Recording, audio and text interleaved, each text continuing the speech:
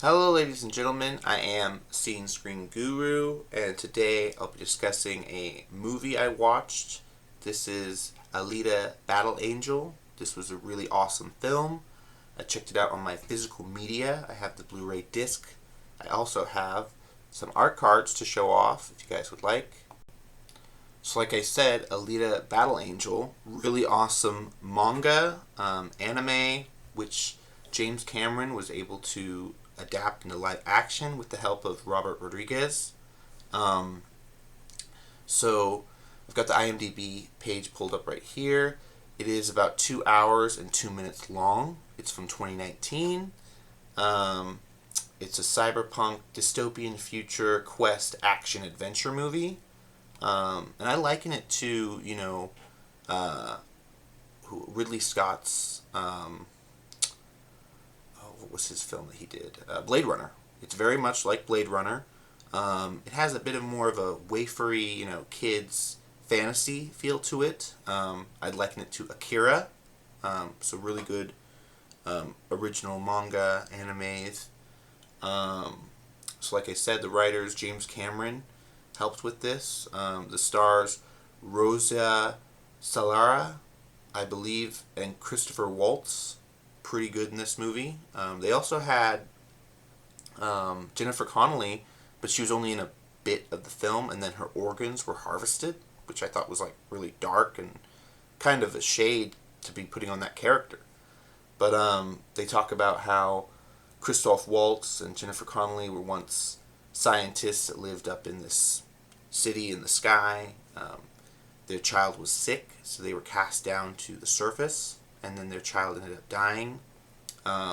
Christoph Waltz's character was going to build themselves a new daughter, but they ended up not doing that. He ended up finding Alita in the rubble, and he reconstructed her a body of her own.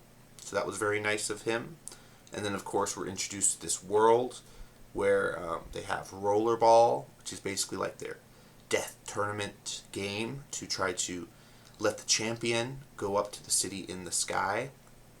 I do like the lore. They talk about the Battle Angel. She was a technology that came from Orm, the Mars colony that rebelled against humanity and attacked Earth. So I do think that's very fascinating of a story.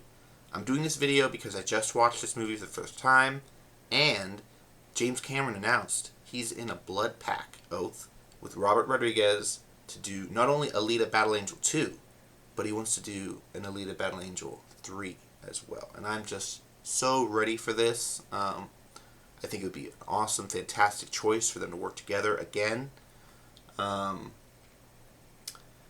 Yeah, a lot of the CGI and like the graphics they used for this were, it was 2019, so it was in between the Avatar films this came out. And I do think that now that Avatar 3 has come out, he has speculated to the general public that he wants to do more with Alita. So really cool stuff there. I do want to go into some art cards that I have for the film, because these are art cards I've had for years that I haven't whipped out for anybody. But going on this first one, we've got the doll body. When cyber surgeon Dr. Dyson Ido finds a discarded cyber core of a young female with a human brain still alive, he places it into a beautiful handcrafted prosthetic-like cyborg body he had built years before for her now deceased daughter. Alita awakens to a new life in her doll body, complete with decorative, fragile, and golden joints, and making her elegant but strong. So here's a look of her doll body. Not sure how well that shows up on screen. And then, of course, we've got the back as well. Really interesting stuff. Going on from there, we've got the Berserker body, which I really like the Berserker body they had for her. They talk about this is the technology from Orm, from Mars. So very interesting stuff there. After Alita's doll body is destroyed in a fight, Dr. Ido transfers her core into an URM, United Republic of Mars, Berserker body, the most advanced cybernetic weapon ever. The Berserker, which is made of dark reflective metal and transparent silicone, makes Alita an unstoppable fighting force, able to defeat any opponent standing in her way. So there is her in her Berserker armor, Berserker body. I'll show off the back of the card again. Really awesome floating city that they have with defenses around it. They've got these metal rings that come out of the tubes that are connected to this floating city. And then the last card we've got is Pro Motorball Body. So the artificial sport of Iron City, Motorball is a lethal game Alita plays both professionally and on the street. Alita's Motorball body is built for speed, placing Alita on wheels that allow her to move effortlessly around the track. She also carries her Damascus blade to cut through opponents, while her helmet protects her from attacks and debris. So this is her rollerball body, which we see at the end of the film. So she does go through several transmutations, several transactions of different bodies.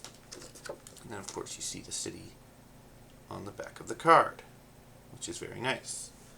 But yeah, those were the art cards for Alita Battle Angel. Really excited about the sequels to the film. I hope they do many more. I'm actually looking into buying the manga or getting into the story for Alita Battle Angel before they come out with the second and third films.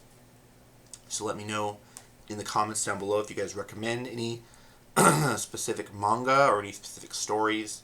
If there are any ones you are interested in checking out, let me know down below. Have you seen Alita Battle Angel? I believe it's now on Hulu, on Disney Plus. If you guys are willing to check it out and stream it, you can also rent or purchase it on Prime Video as well, Alita Battle Angel. It did have Mahershala Ali in it.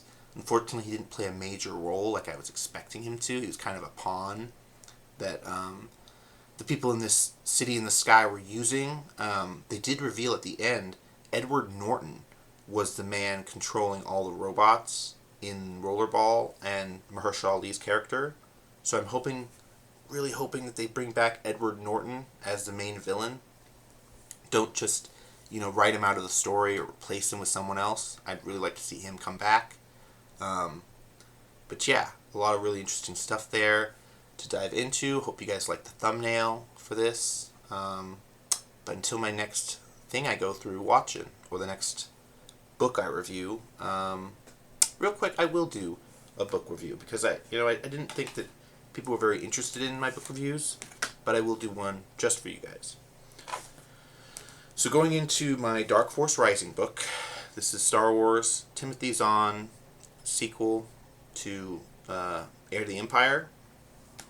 I am now on chapter 15, so I am more than halfway through the book, about halfway. Really interesting story here, guys, with the Timothy Zahn trilogy. We heard recently that Dave Filoni, Jon Favreau are interested in adapting the Thrawn trilogy into a series of movies if they have the funds put together to do so. That's why I am currently reading the book. So basically, Leia got abandoned on this planet, the Nagori planet. She's trying to find a way out because her ride was arrested and being interrogated by Thrawn. So she currently doesn't have a starship to leave this planet. She is, of course, with Chewbacca and Theopo. But we got to see Luke finally met Master Tabak, which was very interesting that they met on this planet. He showed Luke that this is the way he does things on this planet. There was a scuffle, a fight between locals at a tavern, and Tabak basically laser blasted them. Well, not laser blast, but he electrocuted them like Dooku to stop them from fighting.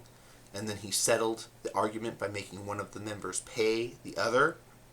And Luke reminded Chewbacca that this is very uncanny to the Jedi Order. This is unlike what Master Ben Kenobi would do, and this is unlike what Yoda would do. And basically, Master Chewbacca told him this is what Jedi are for. This is law and order, keeping the justice. We do this however and wherever we can. And Luke felt bad about this. He felt like this isn't the way a Jedi should act. He talked to R2 in the X-Wing that's parked on this planet, and he discussed that the only two Jedi he knew were Ben and Yoda, and they were going through their death cycle. So they were dying. They couldn't teach him as much as he wanted them to. And he talked about how, even though he doesn't like the methods that Chewbacca is doing, this is an opportunity that he can't pass up, and that he has to learn as much as he can from him while he's still around, because Chewbacca told Luke when they met he's old, he's dying, he wants an apprentice to keep on his work, and Luke asked him what his work was, and he said, "You will soon find out." So very mysterious stuff going on there on this planet. Luke doesn't know that Chewbacca is working with the Empire yet. He's just training with him, trying to learn new Jedi tricks that he doesn't have under his belt. Chewbacca told Luke that he's aware of his sister, Leia, being pregnant with Jedi twins and that he wants to meet her. But Luke hesitated and he said, "Oh, now is not the right time. There's too much going on with the Alliance battling the Empire." And so yeah, really interesting stuff going on here where Luke is on this planet with this dark Jedi, which Luke said to R2, "I don't think he's much a dark Jedi as an insane Jedi," which that sounds very fascinating. I can't wait to get into chapter 15 to dive on into the story, but that's where we are so far. Really cool stuff. We're hoping that Luke is going to battle with Chewbacca, and we're going to see who is stronger. Chewbacca referenced there was a time after the Jedi fell that the Jedi were being hunted by dark Jedi, and Luke asked him, he was like, "What dark Jedi? You mean like the Emperor and Vader?"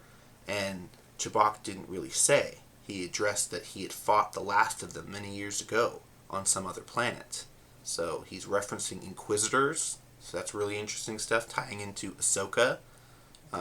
So yeah, really interesting stuff there. Be sure to like, comment, and share the video if you want. You can subscribe to the channel if you haven't already. I would very much appreciate that. But until my next video, guys, I am signing off. Have a good rest of your day, and I hope you have a good week. Till next time, ciao. This is Screen Scene Guru signing off. Have a good one.